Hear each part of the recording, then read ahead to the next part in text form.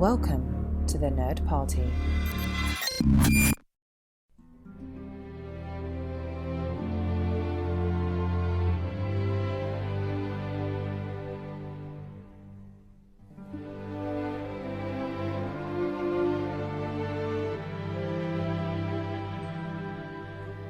Welcome to another episode of Missing Frames. This is the podcast where we watch all the movies we should have seen by this point in our lives. I'm your host, Shawn Eastridge. Joining me once again in the hot seat is Mr. John Mills. John, welcome back to the show. I'm amazed because it's not a sequel. I was going to say, this is the first in a long time that we've gotten to start with just a single movie that's not a sequel. I'm a little disoriented, to be honest with you. This is weird for me. Actually, yeah, I think this is the first time non-sequel since Before Sunrise. Yeah, no joke. I think you might be right. Yeah, the Before trilogy, so the sequels there and everything like that. So yay, hooray! This is perfect. So this is we're starting over, and sadly there are no sequels to this movie. And maybe there should be. Maybe I'm happy there aren't. But regardless, I'm just excited that you get to see this. This is Brad Bird's feature debut, The Iron Giant. And I absolutely love this movie. I'm a big Brad Bird fan. So this was, I didn't see it when it came out in theaters. I was relatively young, and the marketing for the film was terrible. I remember they had Rock You Like a Hurricane in the trailers, and you couldn't quite figure out. It was I that. remember that. Yeah, it was that combined with the fact that it was an original property. You couldn't get a feel for what they were going for tone-wise, and it was animated. And I was getting to an age where I was like, animation is lame. I want to see real-life movies. But I missed it when it was in computer animation and the action sequences. Exactly, yeah. So I missed it when it was in theaters, and it's a shame because it wasn't a box office hit. It was a cult classic for a while, and it took a bit for Brad Bird to kind of get back on his feet, and then he ended up doing The Incredibles, and we have The Incredibles 2 coming out, so I figured why not go back and watch this because you've never seen it. No, amazingly, I haven't. I've heard reference to it constantly. I understood that it's there, and it's definitely one of those ones that just sat in the back of the mind where it's like, I should get around to that someday, and you just you keep saying I should get around to that someday. I should get around to that someday. Right. And of course, Ready Player One. In its free liberties that it took with the source material, decides instead of using, like Transor Z and stuff, or Gundam or anything like that, it's like, oh, kids know the Iron Giant, so we'll put that in there. That's what one of my friends, my good friend Matt, he said, is the Iron Giant something people care about? Like, he said someone next to him freaked out when the Iron Giant appeared. Like, oh my God, it's the Iron Giant. And he's like, I didn't realize that was a thing. Yeah. Yeah, I knew that it was there. Like, it was a reference that I got. And I think, seriously, I am so out of it in terms of, any details about the film. Isn't the voice of the Iron Giant, isn't that Vin Diesel? It is. Okay. Yeah. Okay, so it is Vin Diesel. So it's got that going for it already because I'm a big Vin Diesel fan. Right. So, and he gets more to say than I am Groot in this movie. He Always doesn't, a plus. It's never I am Iron Giant. He actually gets a little bit more to say. Oh, well, I certainly hope that at some point he mentions family because that's what my favorite franchise with him does. Absolutely. Speaking of another episode with sequels in it that we did. Yeah, there you go. There you go. Yeah. But I saw this movie. I'm trying to remember when I first saw it. I don't know what motivated me to watch it. I think I'd seen The Incredibles by that point. And I was like, man, I love that movie. And it really is. It's one of my favorite Pixar movies. I love what Brad Bird does. I love him as a filmmaker. Of course, he's gone on to do like Ratatouille. He did Mission Impossible Ghost Protocol. And I wasn't a big fan of Tomorrowland, but I know you enjoyed it. I enjoyed, but I haven't revisited. I know that my daughters liked it. Because I took them to go see it because that was really at the front of the wave of the we need more female heroes in movies sort of thing, and so everybody got caught up in it, and it's like, oh look, female hero. And it's like, oh okay, I'll take you kids to go see it, and I thought Tomorrowland was cool, and I had a good time watching it, but I haven't gone back to it since. Although I still remember clearly. I mean, I think Brad Bird has a really solid gift for creating set pieces that are memorable.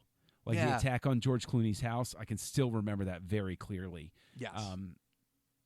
And I can still remember, stuff from The Incredibles. And I can still, Ghost Protocol, good grief. That scene on the Burj Dubai, and I know. even the fight in the parking garage at the end, that's a real testament to somebody who has a really good command of, like spatial relationships and how to represent them on film. So, it's kind of exciting to go back and see sort of like an origin point for him, because this is his first film, isn't it? This is. I'm almost positive. I'm not even going to look it up because I'm almost 100% sure it is. This was his feature debut, and it's such a confident debut. And I feel like some people like me at that age are very dismissive of like, oh, it's animated, who cares? Especially because it's 2D animation. It's not Pixar. Even though he would go on to do Pixar, I think a lot of people were very dismissive of animation at the time. We were starting to move into the world of Pixar where people wanted computer generated, and movies like this kind of fell under the radar. It wasn't like zippy with like fun humor like Toy Story. It was just a great animated movie with great characters, heartfelt emotion, and a wonderful story. It's got like that whole kind of vibe to it where it's like it's I want to say it takes place in the 50s, like late 50s, so it's got this kind of classic vibe to it. It's very much of that time, and I love that. I love he kind of Brad Bird kind of plays with that style, with the characters, with the settings, with the design of the robot, that kind of space age mentality of like, oh, it's Sputnik and what's going on and all that stuff. He plays with that brilliantly. It's all subtext in the film, but it's been a while since I've seen it. Like a lot of this stuff, I'm excited to watch it again because my last viewing, I really fell in love with it all over again. And it's going to be great to go back to watch it before seeing Incredibles 2, which I hope is good. But I don't know. Not particularly optimistic about Incredibles 2, just because it's been. I mean, I made reference to this when in a nerd party back and forth with Disney's slate got revealed, and one of the things is like Frozen 2, and I'm kind of like, really? It's been a long time, guys. Like even my middle child who loved Frozen, I got, listened to Let It Go thousands of times. It blared from our windows constantly. It played at birthday parties. I could sing along with it because I knew every single word to it. Even she recently said to both me and the missus, basically you can back off of the Frozen stuff now. I'm kind of past it. And, wow. Yeah, and it's like, so if you wait that long, and Incredibles, I remember The Incredibles was clever. I thought it was cute. Frozone was my favorite. But, then to wait this long, I mean, I remember how long ago it was. It's kind of like, guys. I really love Incredibles is like maybe top 3 Pixar for me. I mean, I love that movie, and I think it's a better Fantastic Four movie than any Fantastic Four movie, which really isn't that hard to do, to be honest. Yeah, but to be real, I think Brad Bird planted the flag early and extremely well. And Incredibles 2, I think people joked about it, but I think it's true. I think it's almost his kind of apology to Disney, because Tomorrowland did not do well at the box office. It didn't do well critically, and there's kind of a feeling that he was like, okay guys, let me do Tomorrowland, my original work, and I'll pay you back with like Incredibles 2. That's what concerns me about it. And but I have hope. I really want Brad Bird. I want the Brad Bird of it's unfair to really knock him. Tomorrowland is for me his only misstep, and other than that, you have what I would call 3 masterpieces of their genres. I think Incredibles is fantastic. It's a great superhero movie. I think Iron Giant is an incredible coming of age. It's got a strong E.T. vibe to it, and he does such a great job of imbuing each moment with humor, with heart. Even like he managed to do that with Mission Impossible, and I have hopes for Incredibles 2, but you're going to see a lot of his love for storytelling in the Iron Giant. I feel like first and foremost, he's just a great storyteller. Do you think that it's possible that it's just that his best medium is animation? That he should which isn't a knock. Like everybody has a natural sort of area where they're best at. Like Jim Kirk was never meant to be an admiral. He was always supposed to be a captain. Be satisfied with that. This is what you're best at. I would agree, except for the fact that Ghost Protocol was so fantastic and such a great, like you said, his ability to translate his visual sensibilities and his amazing sense of like setting, of character, of where to place a camera for the most effective joke or action and things like that. It translated so perfectly in a Ghost Protocol, and it's going to be fun to go back to Iron Giant and kind of watch and see, because like I said, it's been a long time since I've seen this. I want to see how much of it is on display in Iron Giant. I remember it's extremely effective. Like I said, I love this movie, so it'll be fun to see, like, has there been growth, and then going to see Incredibles 2 to kind of watch his first movie, compare it to his most recent movie, see how has he changed? How are things getting better, or is he kind of, I don't know. I don't want to say over the hill because I love the guy. I sincerely hope that you're as affected by this movie as I am. But what are your kind of feelings going into it? Like, where do you stand? I just hope to enjoy it. Honestly, I just it's something where, again, I'm familiar with the reference. I understand there are people who've really liked it, and so I'm hoping that I have one of those aha moments where I see it and I'm like, yeah, okay, I get it. Like you always want that aha moment when you see something that everybody has really enjoyed. You don't want to come away with it saying, I don't get it. It's sort of like when you show The Godfather to somebody and their reaction is, it was okay. Yeah. And it's like, what didn't you see? What's going on? So like, I always, I don't want to be that guy. So yeah. Well, there you go. Well, I'm going to try not to hype it up too much. I'm just going to cut us off here, and let's go ahead and watch The Iron Giant.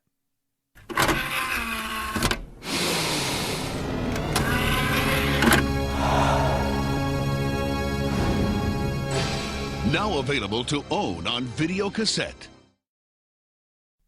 Welcome back. We've just watched The Iron Giant, John Mills. What did you think? What a charmingly little, delightful film that I just watched. That was so adorably maddening that I didn't see it at the time, and that I waited this long to see it. It is so incredibly heartfelt, and the anime. I had not realized how long it's been since I've seen animation in that style either. That kind of blew my mind. But what an incredibly well paced and well constructed film. I can understand why it's so endeared. Yeah, and it was fun to go back. It's been a long time since I've seen it, as I already mentioned, but it's wonderful to go back and rediscover why you loved a filmmaker in the first place. That's exactly how I felt watching this again. It's been a long time since I've watched a Brad Bird movie beyond just the kind of Mission Impossible, which is great, but it's not really his thing.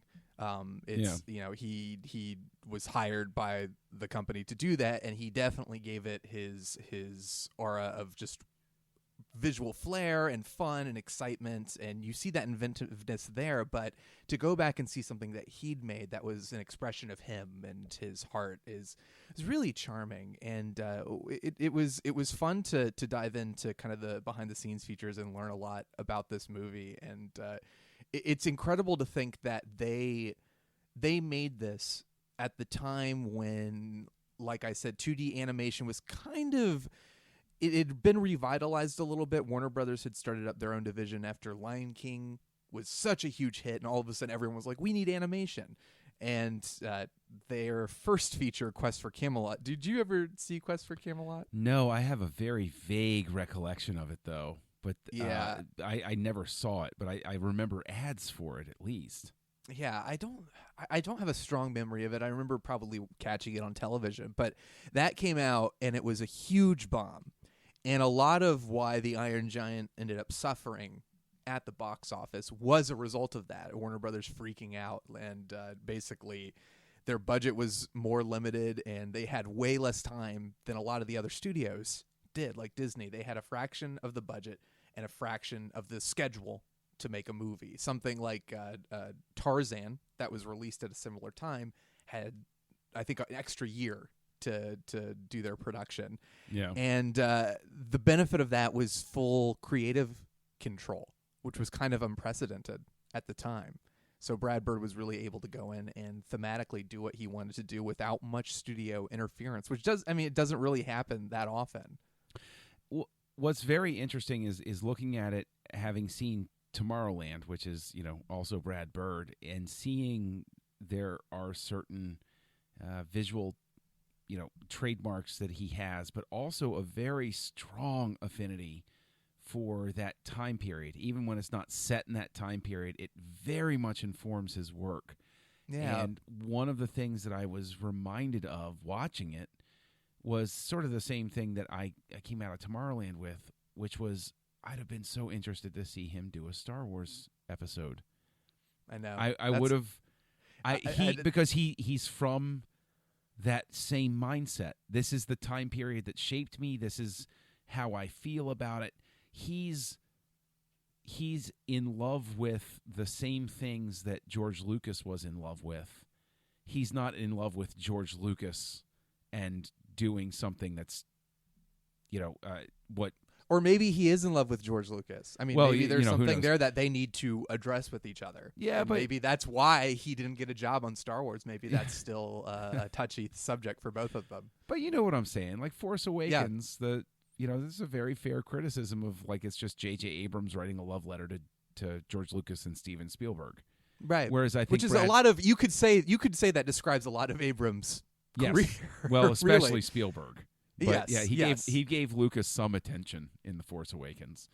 But I think if Brad Bird had come in, you would have seen somebody who was more of a descendant of the actual things that shaped Lucas. That would have, I think it would have been a more interesting result, honestly. I mean, it's so easy to turn around and I think look at the earlier works of a filmmaker and then say, oh, well, their later stuff isn't so great. But I see the same spark that I see here in The Iron Giant in Tomorrowland. And it just killed me that it didn't, that one didn't spark with audiences. Yeah, it's a similar situation where Iron Giant. Obviously, Iron Giant has kind of been hailed as a animated classic, which Tomorrowland was not, and it still hasn't. And I haven't gone back and rewatched it. I haven't had a lot of interest in it, but the love and the passion you're describing is there, and the same vibe is there, and it makes me sad because Brad Bird is. I remember when they were looking for directors for Episode 7, and I kept saying, Brad Bird, top of my list. I think he could do a great job. And at the time, he'd done The Incredibles, and his only live action had been Mission Impossible. But I was like, I think he's got the flair. Based on this, you're absolutely right. It's a lot of the same influences, the same kind of upbringing, and the same love, but the same interest in heartfelt storytelling that drove kind of George Lucas's original Star Wars and trying to do that. And I was so bummed, like you said, and it sucks because it feels like with Iron Giant, he had the validation. Even though the movie bombed when it came out, he is now, like, people have since said, like, oh, it's a classic, it's amazing, and he's gotten that validation, but he hasn't gotten it with Tomorrowland, which is kind of sad because to him, that's just as personal a project. Yeah, it's very fun. And I guess to stay sort of topical, it's very fun to look back at a film like Iron Giant and realize that there were likely people there that came out of the theater saying, this is wonderful, you should go see it, this is magnificent, but it didn't get a warm reception at the time. And it took time for people to turn back and say, we should have given this more of a chance. We should have been in love with what he did here and those sorts of things. There are so many examples of that through time, and it's just even more maddening because of everybody is still obsessed with box office, and it's always used as the validation of an argument, about a film, but like you said, people came around to this, and it's. Yeah. I just wish there was more of an atmosphere of, I don't know, just sort of like a genuine willingness to let the sins of a previous effort. You talk about the Camelot film, and this sort of suffering for it. It's so maddening because it is a production schedule for all of these films where there is a domino effect. If there's any bad vibe left from the previous effort, the next one suffers, no matter how good the next one is. And it's really, it's a shame. I mean, I can't believe that this isn't something that did, record-breaking box office at the time. Right. It's true. And a lot of it had to do with the marketing at the time. Warner Brothers was I don't think they knew what they had, really. That seems to be reflected in what everyone was saying, is there was this Iron Giant movie, an original property that was being made kind of without a lot of studio input. They originally had it's based on I think a children's book called The Iron Man by Ted Hughes.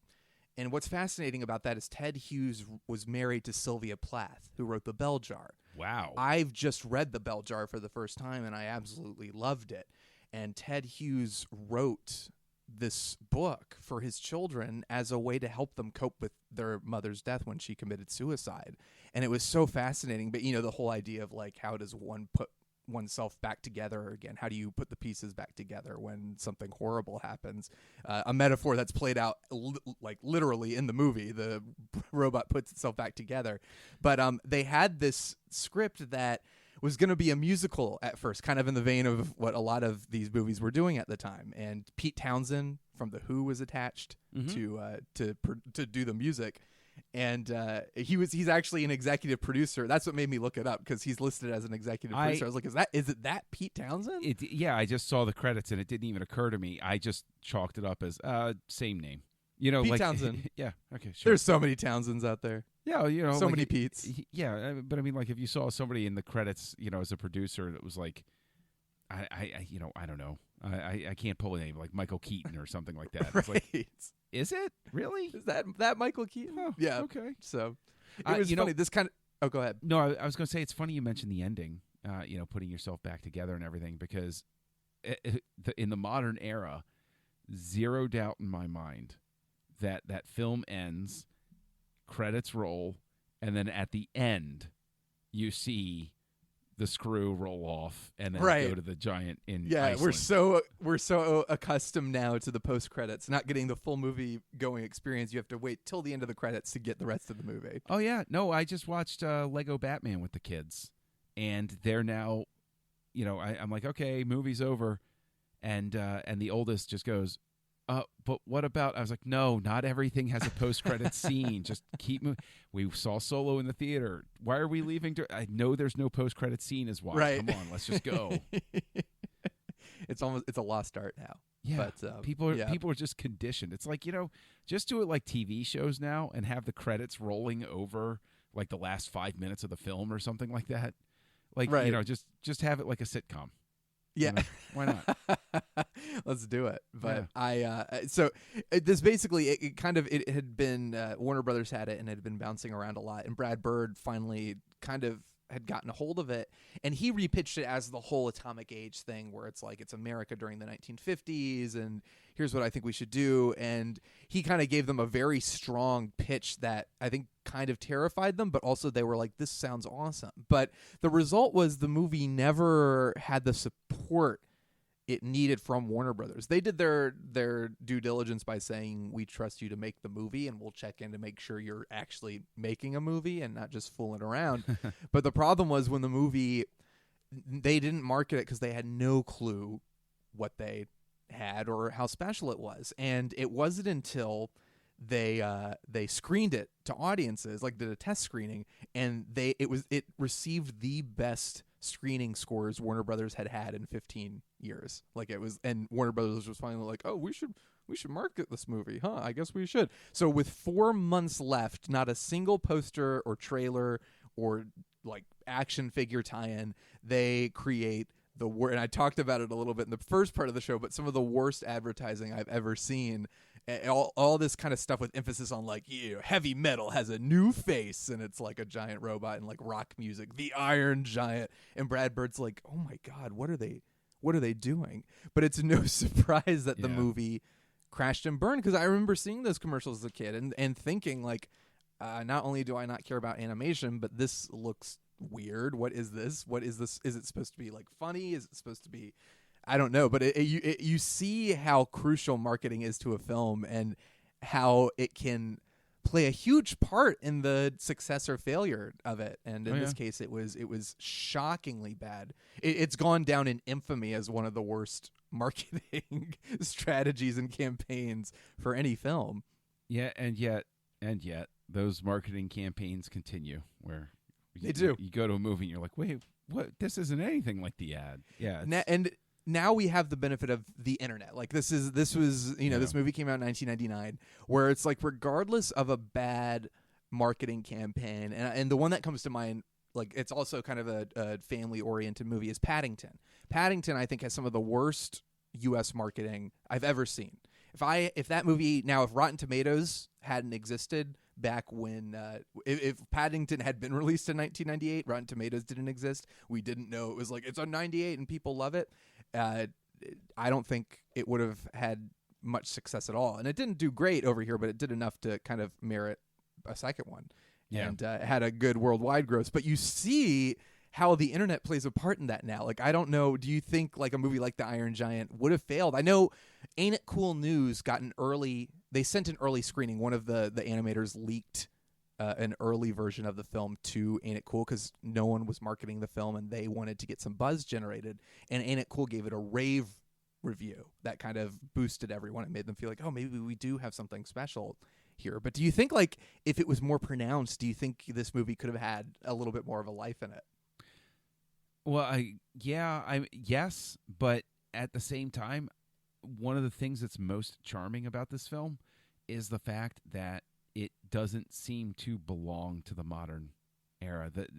There's a lot of cynicism. I mean, you bring up the internet age and everything like that, and hey, guess what? There's a film coming out, and it's all sweet and loving, and no, people are falling all over themselves for the punchline. People are falling all over themselves to be cynical about it. And no, so do I think it would have made too big a difference? Not really. I don't. I think that this is the sort of thing that would need tremendous word of mouth. Do I think the internet would help it? No, the internet's just a big Tower of Babel with endless echoes and everything like that. So, I mean, I would like to think that, but at the end of the day, I mean, it's so difficult even to imagine an era where something like this would be released without some sort of, some sort of major push for a connected universe or something like that. Yeah, it's an original property. I mean, it's based on a book, but it's not like it's a well-known book. Right. It's not. Yeah. Where's the sequel? What can we tie it into? They have some nice little connections to Superman, but it's very driven not so much by like Superman as much as it's the comics. That's what people were reading at the time, and that's very much the mindset. Superman is the classic American comic book hero. Yeah.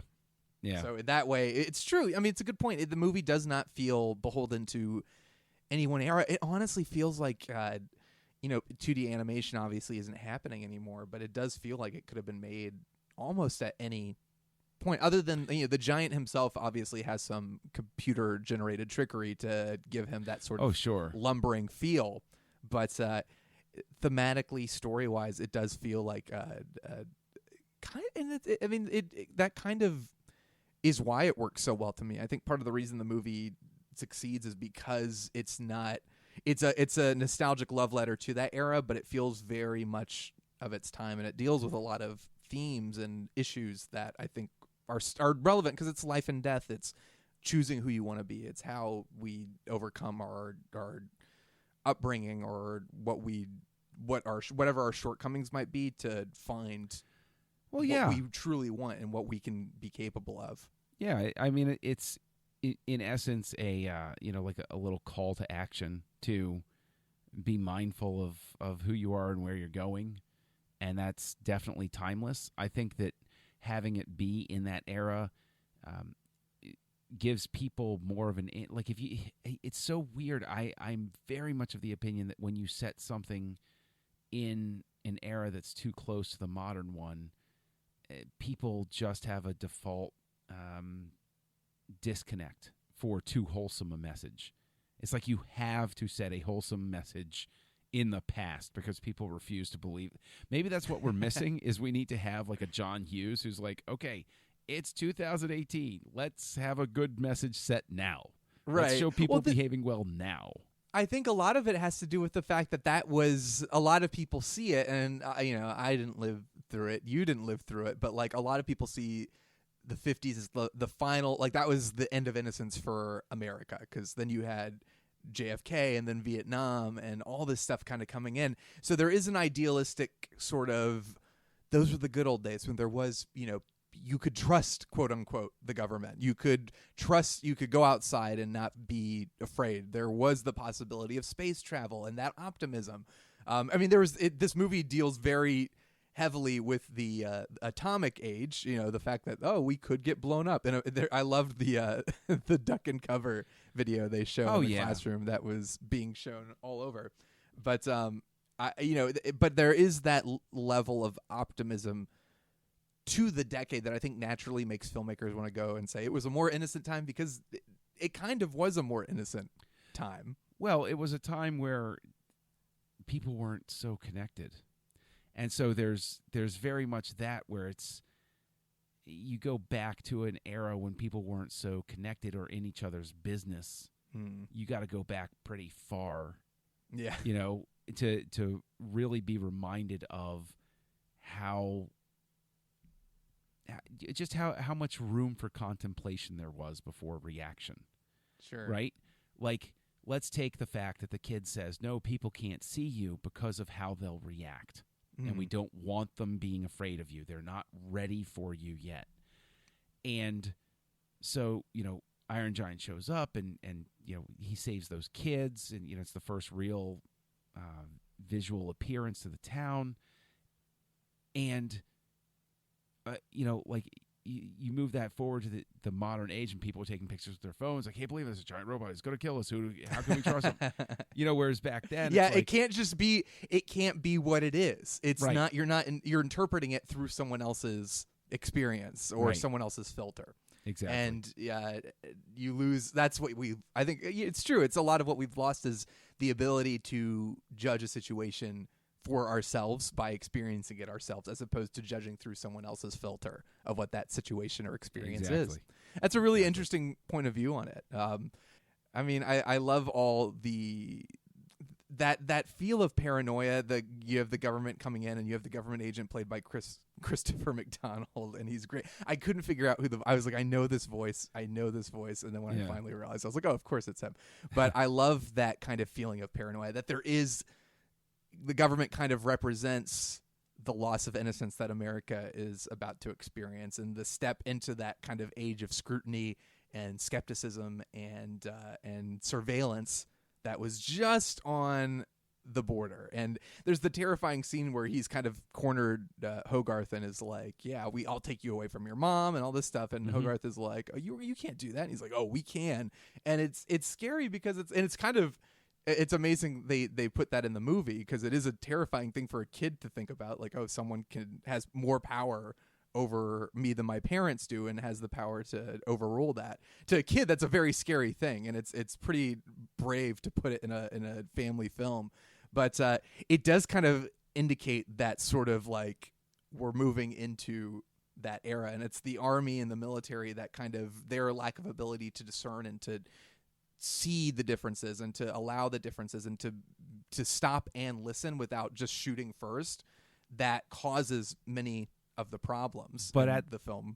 But I will say at the same time, it's the military that, it's the general who is the good guy at the end. Yeah. Who said, it's this low-level bureaucrat who manipulates the system and puts false information into it that causes all of these problems. Exactly. So exactly. Hey, welcome to Government Corner, where we're going to peel apart the bureaucratic machinations of the Iron Giant. But seriously, I mean, that's E.T. has that same sort of cynicism about the government.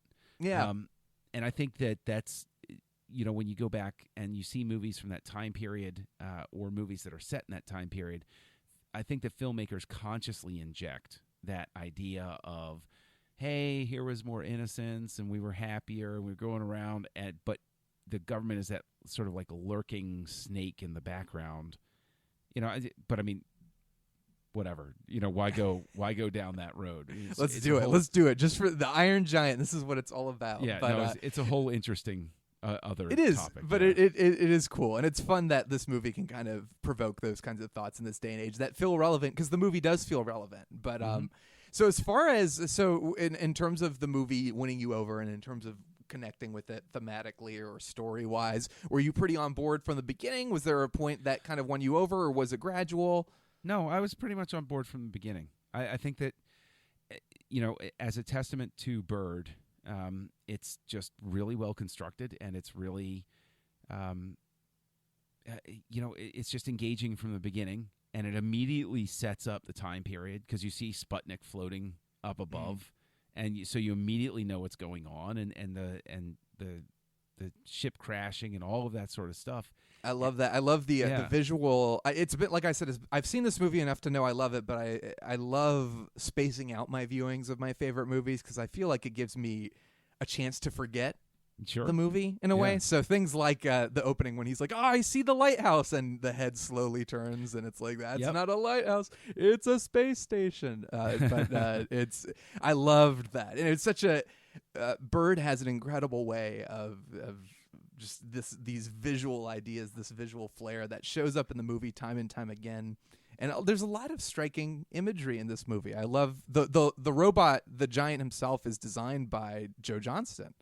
He came in, and that explains why that robot is so wonderful.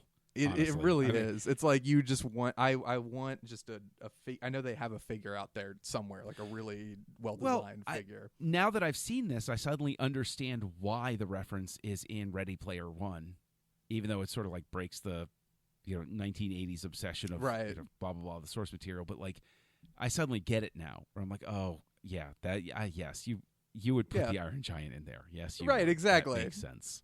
Yeah, I watched the movie, and I'm like, of course, who wouldn't? Anyone who sees this movie wouldn't. You watch this movie, and you kind of have a passionate reaction to it. Like, you kind of are like, people aren't like, nah, that was okay. It's like the Iron Giant typically provokes some very warm feelings. So to get that in Ready Player One, it wasn't too surprising to me. But it was. I do love the design of the robot. I love. You mentioned E.T. E.T.'s my favorite Spielberg movie, so I love that kind of vibe. I get a very strong E.T. vibe from this. But were there any other kind of influences you picked up on that kind of you recognized, or? Oh, well, yeah. I mean, sure. I mean, like, it just even visually and everything. I mean, the thing that I really key in on is the fact that I think one of the reasons why I'm so keen on animation directors getting live action films is because I think that, you look at something like this by Brad Bird, you can tell that it's a part of this craft that you have to be very conscious and very aware of each decision that you make. It forces you to plan, and especially in the era of, computers will fix it in post sort of stuff. There, like I understand now why Ghost Protocol has such a deliberate air about it, and why Tomorrowland has a very structured, deliberate storyline, is because of the fact that he thinks like this. I have to get everything set because of the way the production process works. It's sort of one of the things where I was talking with somebody about they should force modern effects people to go back to old film techniques, just as a warm up, to force them to be thoughtful about Well, it's effects together. because you have to, when in animation, the difference between that and film is film, you can go on a set and have storyboards and say, you know what, let's try something new, let's try something fun. But with animation, you can't do that. You're talking about, like, if you say I want to change this, that's months and months of Right. like new drawings you have to make. Like it's an animation. The storyboards and the pre-animatics are the Bible, and it's the gospel truth. You can't alter it. You can't touch it. And I think that gives him a very strong ability to go in and say, here is what the strongest visual is going to be. Here's what's going to be the most effective. And you see it in The Iron Giant. I mean, this is his feature debut, and there's a lot of it is so beautifully constructed, as you were saying, so well told, very economical. It's a short movie, but you get a really rich thematic experience, a very emotional and engaging experience. But it is incredible to see how even this early in his career, and this is after The Simpsons. I mean, he'd been doing The Simpsons, which is also a very visually oriented show with a lot of visual gags, and you can kind of see the humor coming through, like the scene with Hogarth with the coffee and like being so like being so wired. Exactly. The snappiness of The Simpsons, the quick humor, the quick visual gags, you get that sensibility, but it's also met with this sort of visual poetry in a way. Like there are these really beautiful moments where he wasn't afraid to, just because of the medium, because of what people are used to in the medium, animation, especially with Disney, was very like fast and fun and zany and jokes and music, and he's not afraid here to kind of go the Miyazaki route, where it's like longer shots, slower pacing, and at times, and just letting things kind of play out, like the scene with the deer, which is really beautiful and a really heartbreaking moment and scene. But it's really that would even be a callback to Bambi. Yeah, it is. And just, I mean, it's not a knock against Disney, because I know he worked for Disney early on in his career, and that's what inspired him. That's what inspired so many animators. But there was you see that influence there, and you see that love of classic Disney before the animation got a little bit more almost OCD. They got afraid that kids weren't going to sit down and pay attention. And so it's like, how do we fill the screen with as much as possible and make it as fun and zany? It's refreshing to see kind of a filmmaker who's able to be confident enough to say, you know what, no, we're going to take a breather. We're going to let this scene play out. We're going to let it play. And we're going to address things like death. And we're going to address things like, do machines have souls? Like, what does it mean to have a soul? What does it mean to be human, and things like that? Very mature stuff for a kids movie. Mm-hmm. To be fair, I mean, we're talking a lot about the marketing being the main reason for this movie's downfall, but there's a lot of mature stuff in this movie that I'm not sure a general family audience would. I don't want to say they'd be uncomfortable, but there is a lot of deep stuff in this movie that takes it beyond just like general, like, oh, it's a fun weekend, fun night out at the movies. Yeah, but that, even that calls back to sort of the Disney stuff that had plenty of those messages and meanings. I think the kids are plenty able to handle what you give them, for the most part, so long as you know how to tell the story to them. That is people very sometimes true. don't give kids enough credit, basically. And I know I don't. Yeah, those little bastards. Well, they're all outsmarting me by this point, so I've learned a new respect for my place in the hierarchy. Marge, beating your dad at something is an important milestone, and Bart achieved it by the time he was 10. But you're right. I mean, I remember going. It's funny you mentioned that, because I remember going back and watching The Lion King and being like, oh my gosh, I can't believe this was released as a family film. It's so intense at times, and look very at Beauty and the Beast, for Pete's sake. Beauty and the Beast. Yeah, I mean, you're absolutely right. It is funny that you mentioned that. I think sometimes I get a little too, because I've never been a big Disney fan. I get a little too condescending towards them, but there's some dark stuff in their movies. Well, I definitely think the animation style in this, I to my eye, and maybe it's just I'm not as in tune with Disney's 2D animation stuff anymore, but it very much seemed to be more of the Bluth offshoot school than just like the straight Disney influence. Like Secret of Nim or An American Tail sort of feel to the animation. rather than straight Disney, although there was a very conscious sort of like lack of shading on the characters unless it was necessary in the scene, which I thought was very like the colors were very even and very much an emphasis on contour. And what was amazing actually was in a couple of the shots I noticed that Hogarth, you could see the pencil strokes around his mouth and eyes. And it's like that was a shocking thing because it's like, wow, that's right. That used to be a thing. Yeah. You know, it wasn't all a computer algorithm in front of me. And there was somebody who actually their wrist was dodging along, you know, like making these frames. It's crazy. It's absolutely crazy. It's insane to go back and watch something like that. And this is, you know, I mean, one of the last great 2D animated efforts. And it's a beautiful thing. I mean, I think sometimes we forget because it's similar to how computer-generated graphics kind of became like, that's so cool and everything needs that, and you kind of forgot the beauty of the practical, and eventually it kind of balanced out. And I wonder, do you think there will ever be a return to 2D animation? Like, do you think we'll see that have a chance to come back? I know Miyazaki does it, but it's like those movies don't necessarily count as big hits in America. But like, do you think there will ever be an opportunity for, in the same way practical effects of kind of, we need everything to be practical and less focus on CG? Do you think there will be a balance or a return of the 2D animation form? Well, I know that Star Wars Resistance, that animation style is 2D form, obviously done with modern technology and everything. Do I see a large-scale re-adoption of it? No, you'd need somebody who would be like this will sound weird the way I'm going to state it, but like a Tarantino of animation. Somebody who comes back and is like, no, I want to get back to what it was like when I was growing up watching these things. You know, like, and you know what's funny? I did a Tarantino impression recently, and it's funny how much he sounds like Woody Allen. It's like Woody Allen if Woody Allen was Woody Allen if Woody Allen was like, all my movies are violent, but just as into himself, just as just as self-obsessed. Well, I need a moment, because I hadn't thought about that, but you're so absolutely right. It's absolutely right. I literally had this realization today. I'm so glad I have an excuse to talk about it on this episode. Well done.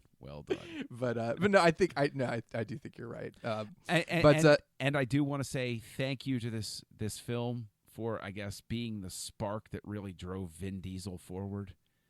You know, in terms of his career. Because, I mean, I think this is what got him the part on Guardians of the Galaxy. They're like, well, you can be a lumbering. Well, I have to be reminded sometimes that Vin Diesel was in Saving Private Ryan. He was actually in Saving Private Ryan. It's like, what?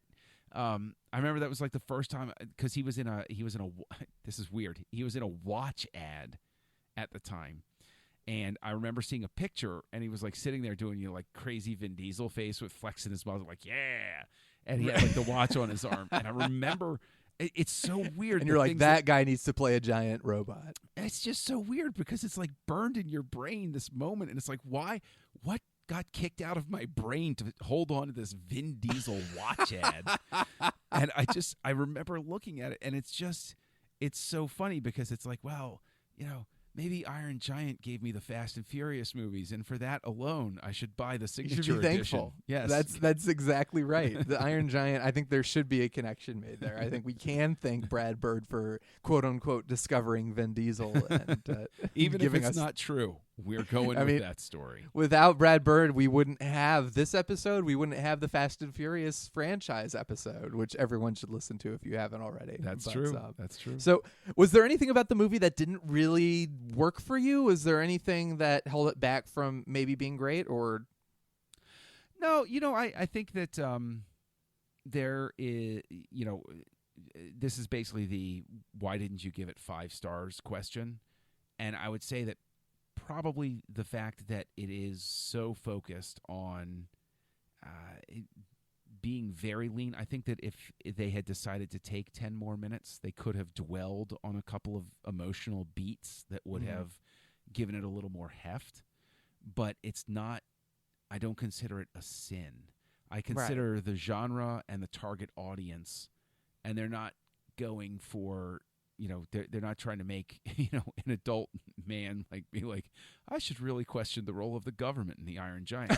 They're just making a straightforward film with a lesson and a moral that's clear to understand, and that's fine and that's cool. Yeah. And so I wouldn't ding it too hard for that. But if I'm going to be nitpicky, that's what. Is there anything that jumped out at you this time? No, honestly, I love this movie, and I try really hard, especially when we're doing these episodes, to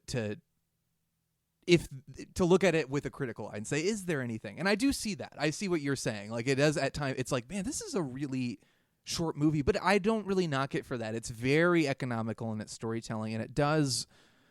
The simplicity is not an issue for me, and the length is not an issue for me, because I get enough of the emotional heft, and I get enough of the characters. I think I was just more impressed because I was trying to knock it. Like, I was trying to think of, like, okay, maybe I should come up with something to be critical about, and I couldn't find anything. And the length seemed to be the easiest thing to go after, but it's so the way Bird and the voice actors establish these characters, and you get a very clear idea of who they are, what they want, and all that. So it was. There's not a lot I discredit this movie for. It's hard for me to be cynical or to turn a critical eye on it because I love it so much. But so let me ask you a question, just like my one last remaining question for you, because because I've spent so much time with Schindler, these sorts of brain questions pop up, and if you were doing a double feature, what would you pair the Iron Giant with? That's a tough question. My immediate instinct is to say The Incredibles, because I think obviously there's the connection to Brad Bird, but again, The Incredibles, Brad Bird has a love for that kind of what do you call that style? Is it Art Deco, like that 50s style? Yeah, Art Deco was big in the 50s. Yeah, it's got. That is, you find that in all his work. Mission Impossible is really the only exception because it's very modern and it's a spy thriller and it's all modern technology.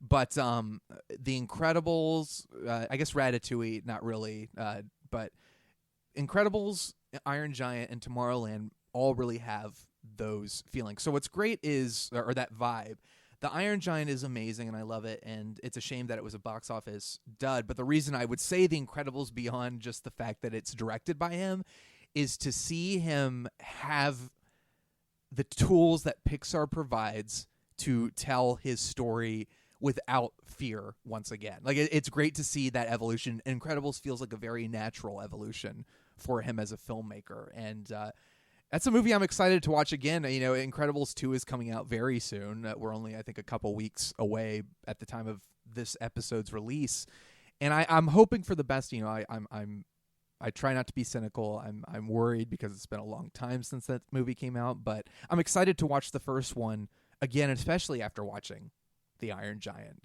going back. And then there's a little bit of The Rocketeer in there. Maybe that's because I'm thinking of Joe Johnston, and it's a similar kind of vibe, similar kind of style and fun, and some Max Fleischer Superman cartoons, the Metal Man, the mechanical monster ones specifically. Well, that could be your in between.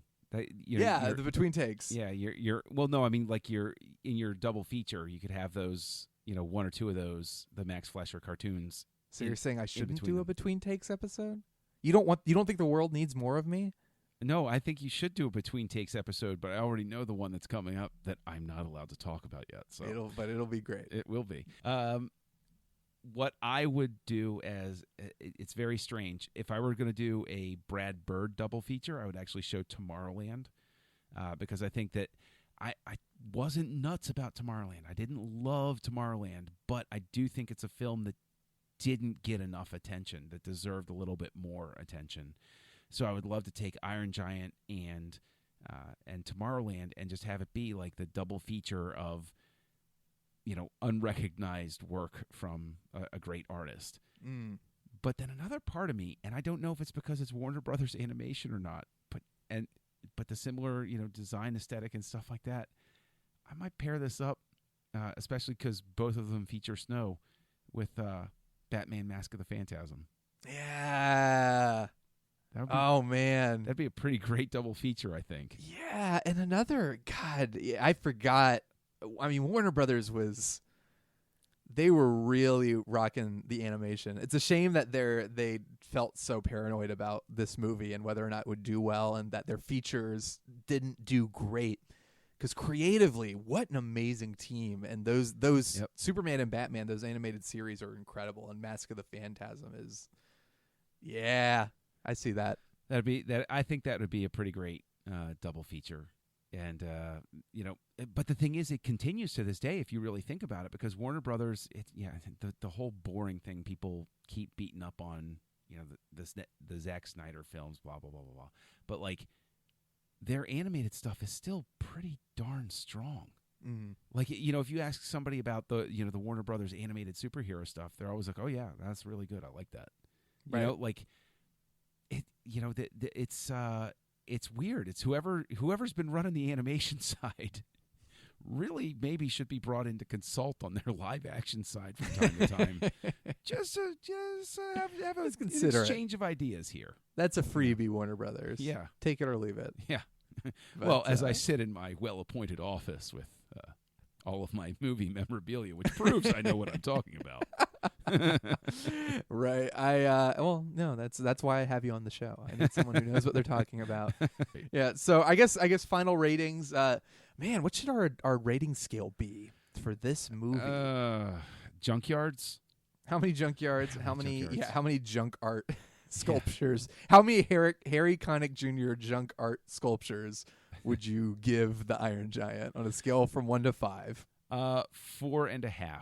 I would give it nice. 4 Okay. full ones and 1 half chewed one. So there you go. Perfect. I'd give it the perfect 5. Like I said, I was trying to find an excuse to knock it, and I couldn't. I really adore this movie, and it's a special film, and I really hope for Tomorrowland. I feel like through Brad Bird for a loop, we haven't heard from him in a while, and Incredibles 2 is a movie he's been talking about for years and years, but I'm nervous because I don't know if it's necessarily a movie he wants to make. And I want to see him come back and make something he really wants to make. And I hope it's good, and I'm hoping for the best, because watching this movie reminded me just how special a filmmaker he is. And it's great, and I'm glad we got to watch it and get a chance to talk about it before Incredibles 2 comes out. Yeah, thanks, man. I really appreciate you being the driving force to get me to watch it. So that's pretty awesome. Of course, and I always appreciate whenever I can be recognized as the reason for anything in your life. You're the reason for so many things. This is one of the rare positive ones. So there you go. So, John, if people want to find you here on the Nerd Party Network or elsewhere, where can they find you on the internet? Oh, well, I'm hanging out in the junkyard known as Twitter with my nom de plume, Kessel Junkie. You can also find me out there in the ether co-hosting Words with Nerds with my pal Craig. And you can find me here on the network co-hosting on Aggressive Negotiations, a Star Wars podcast with Matthew Rushing, and Great Shot Kid, a film podcast with Mike Schindler. That is beautiful. I will go find you in all those places, and I will quickly get a restraining order in all of them.